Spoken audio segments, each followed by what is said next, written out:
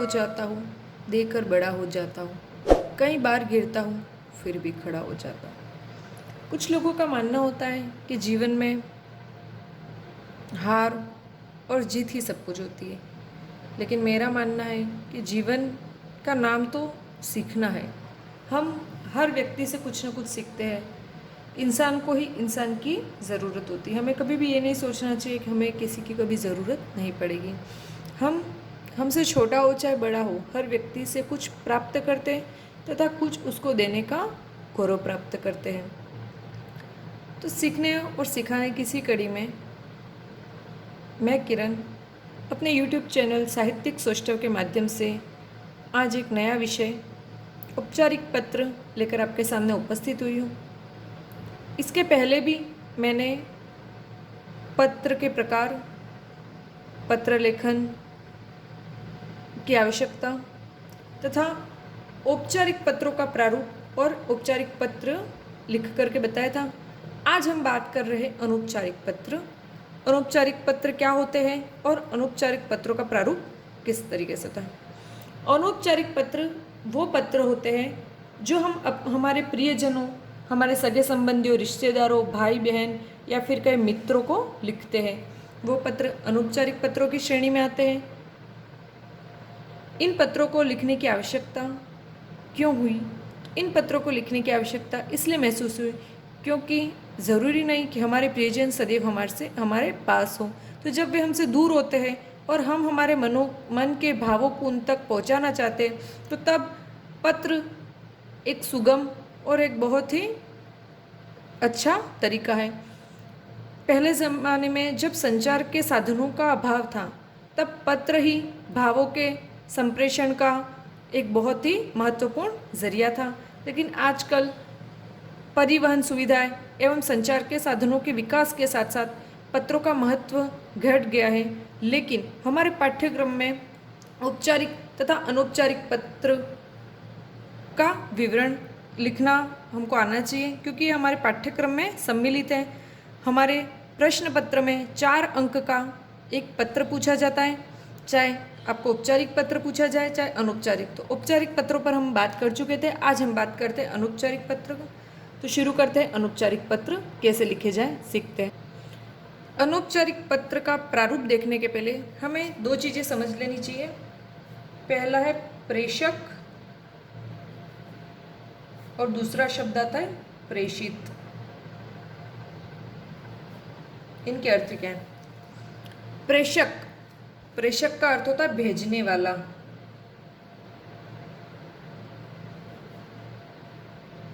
अर्थात पत्र का जो पत्र लिख रहा है, इसको आसान शब्दों में कह सकते हैं पत्र लिखने वाला या पत्र लेखक। और प्रेषित मतलब जिसको पत्र भेजा गया है। प्रेषित का मतलब क्या हुआ? जिसे पत्र भेजा गया हो, या एक शब्द में कहे तो पत्र प्राप्तकर्ता। ये पत्र भेजने वाला, पत्र लेखक प्रेषक और पत्र प्राप्तकर्ता प्रेषित। ठीक है, पत्र भेजने वाला प्रेषक कहलाता है और पत्र जिसे पत्र भेजा गया वो कहलाता है प्रेषित। और अनौपचारिक पत्र बाई दिशा से शुरू होकर बाई दिशा में खत्म होते, बाई तरफ लिखे जाते हैं। पूरे हमारे पृष्ठ में ये दाया भाग और ये बाया भाग। तो अनौपचारिक जो पत्र होते हैं वो बाई तरफ से शुरू होकर बाई तरफ ही समाप्त होते हैं।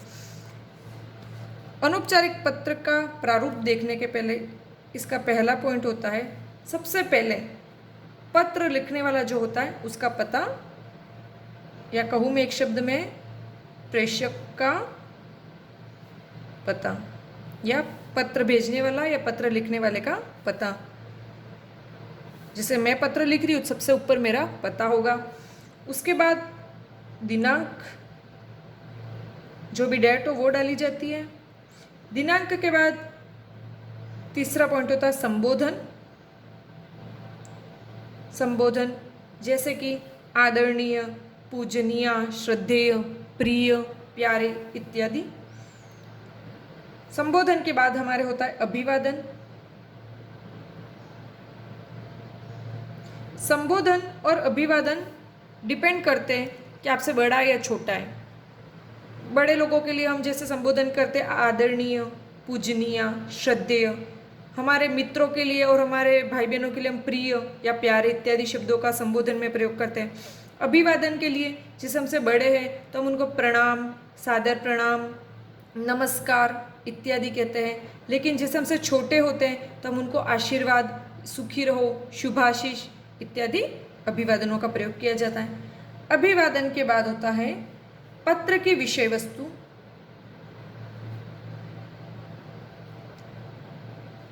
पत्र की विषय वस्तु। अब इस विषय वस्तु को हम दो भागों में बांटते हैं। पहले तो सामान्य शिष्टाचार कि भाई मैं यहाँ ठीक हूँ, आप कैसे हो, मैं आशा करता हूँ कि आप सब भी वहाँ पर कुशल क्षेम के साथ होंगे इत्यादि। तो सामान्य शिष्टाचार, और उसके बाद हमारे जो विषय, जिस चीज के लिए हमने लिखा है उस विषय का विस्तार। विषय विस्तार कि जो हमारी मुख्य बात है, जिस बात को कहने के लिए हमने पूरा पत्र लिखा, वो चीज पत्र की विषय वस्तु हो गई। उसके बाद हम पत्र को समापन की ओर ले जाते हैं। लेकिन समापन में हम कुछ लाइंस लिखते हैं, जैसे भाई घर के अन्य सदस्य भी तुम्हें बहुत याद करते हैं, छोटों का प्रेम, माताजी तुम्हें याद करती है, पिताजी याद करते हैं इत्यादि जो पंक्तियाँ लिखी जाती है वो समापन। उसके बाद समापन के बाद हम लिखते हैं जो प्रेषित है, मतलब जिसको पत्र भेजा गया हो या जो पत्र प्राप्त करता हो उससे क्या संबंध है वो, अर्थात हम स्वनिर्देश, हमारा उससे जो संबंध है वह हम बताते हैं। या मैं कहूँ प्रेषित से संबंध। जैसे पिताजी को लिख रहे हैं तो आपका पुत्र, छोटे भाई को लिख रहे हैं तो अपन बोलेंगे आपका बड़ा, आपका बड़ा भाई, तुम्हारी प्यारी बहन। इस तरीके से जो खुद का जिसको पत्र लिख रहे हैं उससे जो रिश्ता है वो हम स्वनिर्देश में बताते हैं। अंतिम में हम पत्र लिखने वाले का नाम अर्थात प्रेषक का नाम, प्रेषक का नाम व हस्ताक्षर, ये अंतिम में, और इसके साथ हमारा पत्र यहाँ पर समाप्त होता है। ये पत्र का प्रारूप है। चलिए एक प्रश्न के साथ हम एक अनौपचारिक पत्र या कहूँ कि व्यक्तिगत पत्र भी कहते हैं इसको, इस पत्र को क्या कहते हैं, व्यक्तिगत पत्र भी कहा जाता है। तो एक व्यक्तिगत पत्र लिख करके देख लेते हैं। हमारे परीक्षाओं में ऐसा प्रश्न पूछा जाए, मानो अपने अनुज को एक पत्र के माध्यम से कोरोना संबंधित सावधानियां व लॉकडाउन में समय के सदुपयोग पर सुझाव दे। 4 अंक का ऐसा एक प्रश्न होगा जिसका उत्तर हम लिखना शुरू करते हैं। सबसे पहले हम क्या लिखेंगे, प्रेषक का पता, कि प्रेषक अर्थात जैसे कि हम लिख रहे हैं तो हमारे बारे में सारा विवरण इसमें आना चाहिए। तो चलिए शुरू करते हैं। सबसे पहले हम क्या लिखेंगे, हमारा पता, एड्रेस।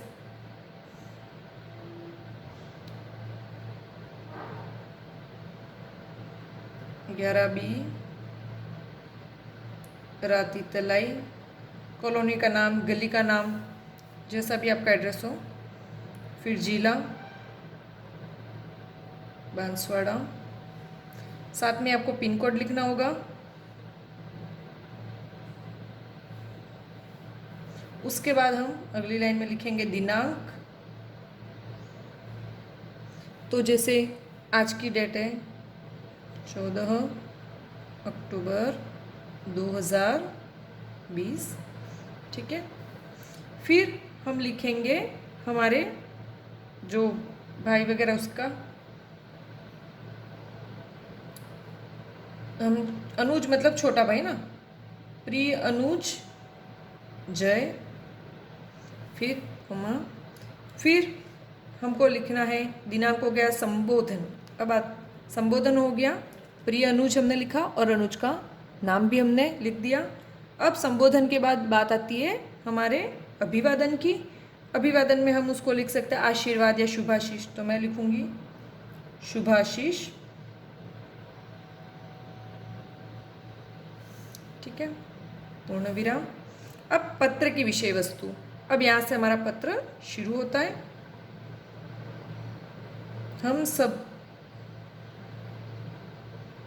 हम सभी यहाँ सकुशल है, आशा करती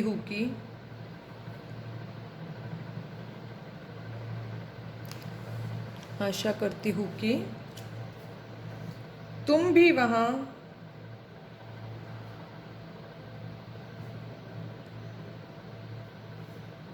सकुशल होंगे।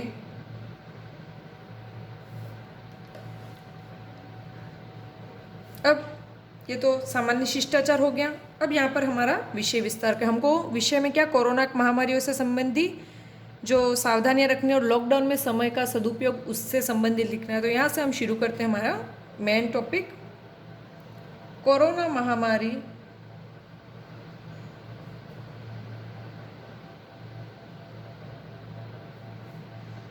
के इस संकट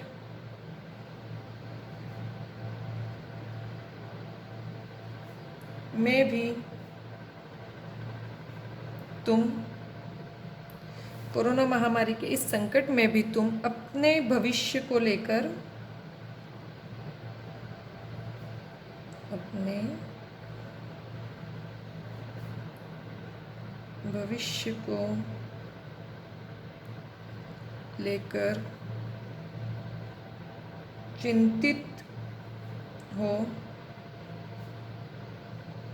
यह जानकर अत्यंत प्रसन्नता हुई। लेकिन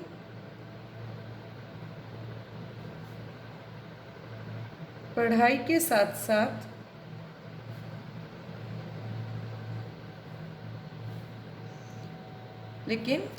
साथ साथ स्वास्थ्य भी ज़रूरी है।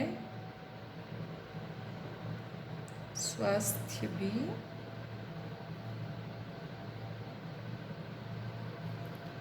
ज़रूरी है। अतः सरकारी निर्देशानुसार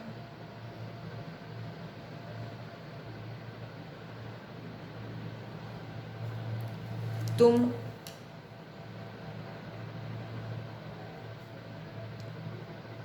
लॉकडाउन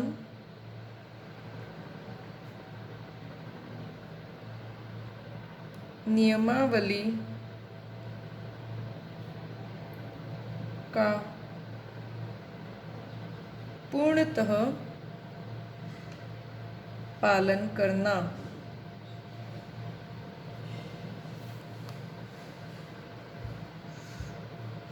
अब जो नियमावली है उनका भी थोड़ा सा जिक्र कर लेते अपन। जैसे कि कहा जाता है अन्य लोगों से 2 गज दूरी, मास्क ज़रूरी, तो उस चीज़ का हम यहाँ वर्णन कर देते हैं। अन्य लोगों से 2 गज की दूरी बनाए रखना एवं मास्क का नियमित प्रयोग करना। बाहर के भोजन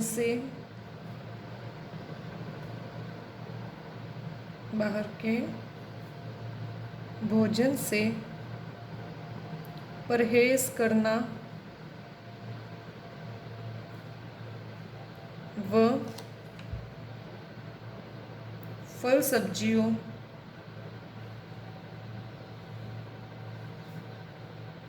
का भी गर्म पानी से धोकर प्रयोग करना। यहाँ तक तो हमने कोरोना से संबंधित बता दिया। अब हम हमारे दूसरे टॉपिक पे आते हैं, लॉकडाउन में समय के सदुपयोग पर।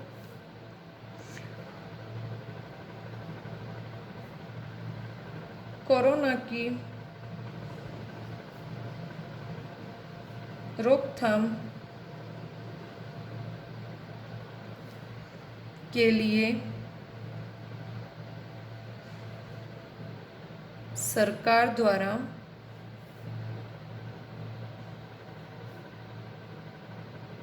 अभी तक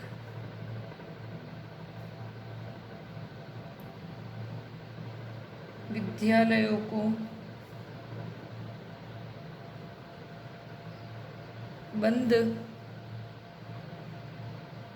रखा गया है, लेकिन यह समय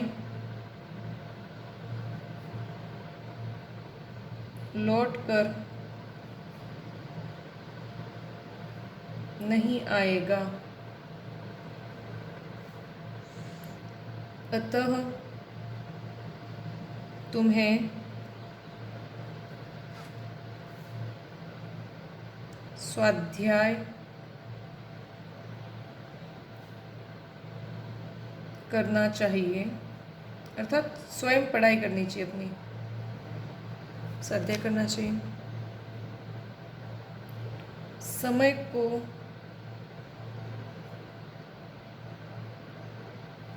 बर्बाद करने वाला स्वयं बर्बाद हो जाता है। अतः तुम्हें इस समय का भरपूर लाभ उठाना चाहिए। लाभ उठाना चाहिए। ठीक है, यहाँ तक हमने हमारे द्वारा जो भी हो वो बोल दिया। अब अंतिम में हम समापन करेंगे, जिसमें हम प्रियजनों का आशीर्वाद वगैरह। घर के सभी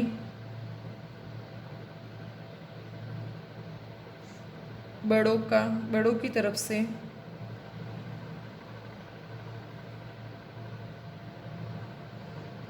आशीर्वाद और अब छोटों में से डायरेक्ट छोटे यू भी लिख सकते हैं और नाम भी लिख सकते हैं। और युवान नायरा का प्रेम भरा प्रणाम। छोटे भाई बहनों का हम प्रणाम, है ना। तुम घर आने से पूर्व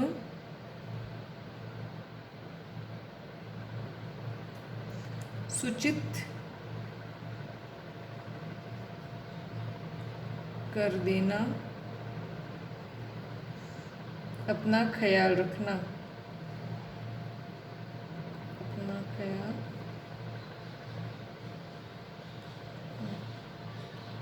रखना। ठीक है, यहाँ पर ये पत्र समाप्त हुआ। अब बस अंतिम में हम प्रेषक का नाम एवं हस्ताक्षर, लेकिन उसके पहले स्वनिर्देश कि हमारा क्या संबंध है। तो हमें जो ये पूरा पत्र लिखा उसमें एक लड़की बन के हमने लिखा है, तो यहाँ पर हम लिखेंगे तुम्हारी प्रिय बहन, जैसे भाई होता है तुम्हारा प्रिय भाई, ठीक है।